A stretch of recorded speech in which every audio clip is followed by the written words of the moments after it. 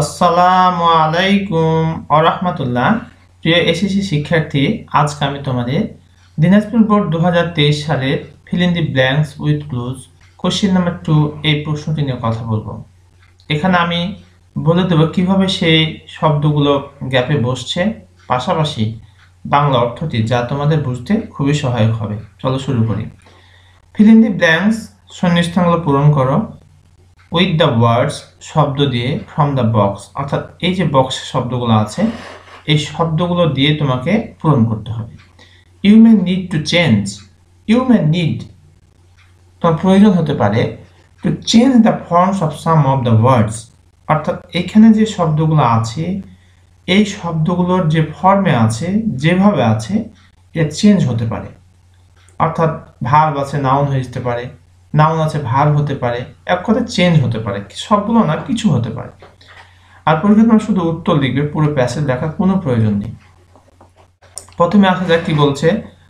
All we know, আমরা সবাই জানি, that mobile phone is the most, mobile phone হচ্ছে মোস্ট অধিক dash invention of modern science. প্রিয় শিক্ষার্থী, ইনভেনশন শব্দটি হচ্ছে নাউন, নাউনের আগে গ্যাপ থাকলে এখানে কি বসে?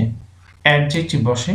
তাহলে এখানে যেটি হবে তা হলো wonder is the most wonder, এখানে করবো আমরা ওয়ান্ডারফুল। দেখো এখানে শব্দটা হচ্ছে ওয়ান্ডার, কিন্তু হয়ে যাবে শব্দটা ওয়ান্ডারফুল। কেন হবে তা আমি ইতিমধ্যে বলেছি তোমাদের, ওয়ান্ডারফুল। আর কারণটি হলো ইনভেনশন শব্দটি হচ্ছে নাউন, নাউনের আগে গ্যাপ থাকলে কি বসে? অ্যাডজেক্টিভ বসে। তাই এখানে ওয়ান্ডার শব্দটি ভার্ব, এই কারণে অ্যাডজেক্টিভ হচ্ছে ওয়ান্ডারফুল। তাহলে অল উই নো, আমরা সবাই জানি, that mobile phone is the most wonderful invention, একটা অধিক বিস্ময়কর আবিষ্কার অফ মডার্ন সায়েন্স, আধুনিক বিজ্ঞানের। নাওয়াডেজ, আজকাল, ইট ইজ ভেরি ড্যাশ। প্রিয় শিক্ষার্থী, ভেরি শব্দটি হচ্ছে অ্যাডভার্ব, অ্যাডভার্বের পরে যদি কখনো গ্যাপ দেখো তাহলে সেখানে অ্যাডজেক্টিভ অথবা অ্যাডভার্ব বসাতে হবে। তাই এখানে আমরা ইসেনশিয়াল শব্দটি বসাবো। এখানে দেওয়া আছে ইসেনশিয়াল শব্দটি, আমরা এটা কপি করে এখানে বসাই দেব।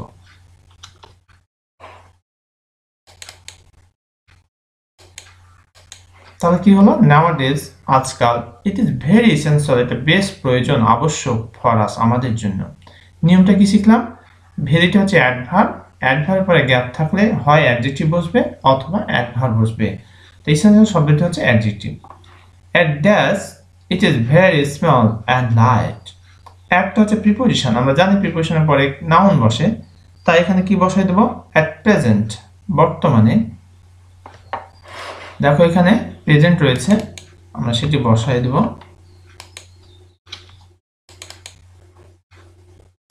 লাল কালার করছি তোমাদের বোঝার সুবিধার জন্য। অ্যাট প্রেজেন্ট, বর্তমানে, it is very small and light, এটা খুব ছোট এবং হালকা। Dash changes have been ব্রট about in dash communication. Dash changes, changes শব্দটি হচ্ছে তোমার নাউন, তাহলে নাউনের আগে গ্যাপ থাকলে কি বসে? অ্যাডজেক্টিভ বসে। তাই এখানে আমরা অ্যাডজেক্টিভ বসাবো। রিভলিউশনারি,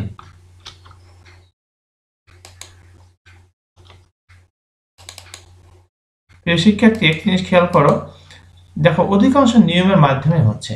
চেঞ্জেস শব্দটা হচ্ছে নাউন, তাহলে এর আগা দিকে গ্যাপ, অর্থাৎ নাউনের আগা দিকে যদি কখনো তোমরা গ্যাপ দেখো তাহলে সেখানে অবশ্যই অ্যাডজেক্টিভ বসাতে হবে। তা রিভলিউশনের চেঞ্জেস, বৈপ্লবিক পরিবর্তন, হ্যাভ বিন ব্রট, নিয়ে আসা হয়েছে, অ্যাবাউট ইন ড্যাশ কমিউনিকেশন। এখানে একটা বিষয় খেয়াল করি, ইন্টার প্রিপোজিশন আর কমিউনিকেশন শব্দটি হচ্ছে নাউন, নাউনের আগে দিয়ে গ্যাপ থাকলে কি বসে? অ্যাডজেক্টিভ বসে। তাই এখানে আমরা বসাবো in social.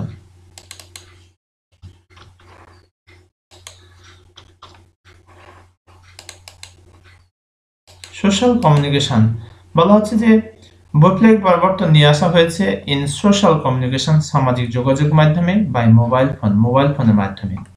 The whole dash, প্রিয় শিক্ষার্থী একটি বিষয় খেয়াল করো, দাটা হচ্ছে আর্টিকল, আর্টিকলের পরে গ্যাপ থাকলে নাউন বসে। তো এখানে যেহেতু আমরা দেখতে পাচ্ছি যে একটি শব্দ আছে তারপরে গ্যাপ দেওয়া আছে, তার মানে এই শব্দটি হবে অ্যাডজেক্টিভ আর এখানে একটা নাউন বসাতে হবে।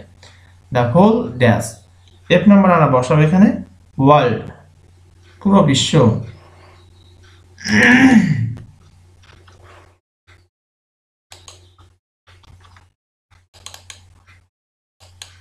দ্য হোল ওয়ার্ল্ড, পুরো বিশ্ব। তোমরা খেয়াল রাখবে আর্টিকেলের পরে নাউন বসে, যদি আর্টিকেলের পরে দুটি ওয়ার্ড হয় তাহলে মাঝেরটি অ্যাডজেক্টিভ হবে, পরেরটি নাউন হবে। তো এখানে দ্যাটা হচ্ছে আর্টিকেল, এই কারণে অবশ্যই এখানে নাউন বসাতে হবে। দ্য হোল ওয়ার্ল্ড, সারা বিশ্ব, হ্যাজ নাও বিকাম স্মলার, ছোট হয়েছে, এখন ছোট হয়ে গেছে। And that's unbelievably in respect of communicating information. এখানে একটি বিষয় খেয়াল করো, জি নাম্বার আমরা যেটি বসাবো এখানে জি নাম্বারে একটি বিষয় তোমরা অবশ্যই খেয়াল করবে, অ্যান্ড এর আগে এবং পরে একই রকম পার্সোনাল স্পিচ হয়। এখানে স্মলার অর্থাৎ অ্যাডজেক্টিভের কম্পারেটিভ ফর্ম করা আছে, এখানে আমরা কম্পারেটিভ ফর্ম দেব। তাহলে এখানে কি, the whole world has now become, সারা বিশ্ব এখন হয়েছে, স্মলার ছোট, অ্যান্ড ড্যাশ ক্লোজার, এখানে হচ্ছে ক্লোজ, যার এই শব্দটি বসাই দেব। যে বুঝবো কি করে, বোঝার একটা সহজ উপায় হচ্ছে অ্যান্ড এর আগে দেখো অ্যাডজেক্টিভের কম্পারেটিভ ফর্ম আছে, অতএব অ্যান্ড এর পরেও অ্যাডজেক্টিভের কম্পারেটিভ ফর্ম বসবে। আমরা যদি বক্সের দিকে তাকাই দেখতে পাবো এখানে একটি শব্দ রয়েছে যেটি অ্যাডজেক্টিভের কম্পারেটিভ ফর্ম করা আছে, ক্লোজ থেকে closer. Smaller and closer unbelievably in respect of communicating information, but it is dash to say, but it is dash to say that mobile phone has some dash too, but it is h number আমরা বসাবো needless, নিষ্প্রয়োজন, needless মানে হচ্ছে নিষ্প্রয়োজন।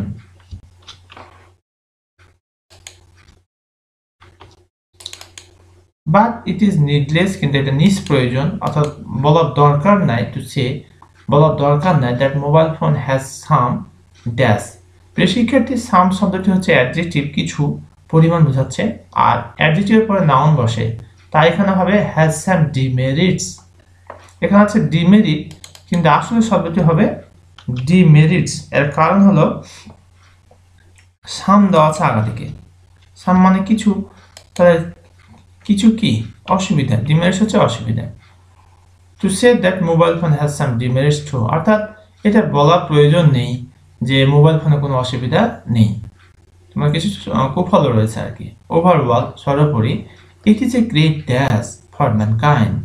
দেখো প্রিয় শিক্ষার্থী, এখানে great শব্দটি হচ্ছে অ্যাডজেক্টিভ, অ্যাডজেক্টিভের পরে গ্যাপ থাকলে নাউন বসে, তাহলে এখানে কি বসবো আমরা, একটা নাউন বসাই দেব, এটা হবে ব্লেসিং।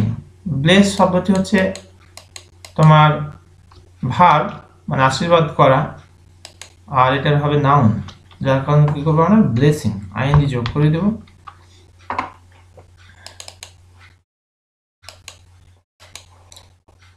এই ছিল আমাদের দিনাজপুর বোর্ডের 2 নম্বর প্রশ্ন আইটেমটির বিশ্লেষণ। প্রিয় শিক্ষার্থী, কোথাও যদি তোমাদের বুঝতে প্রবলেম হয় বা জড়তা কাজ করে বা সমস্যা মনে হচ্ছে, তাহলে তুমি কমেন্ট সেকশনে কমেন্ট করে জানিয়ে দাও।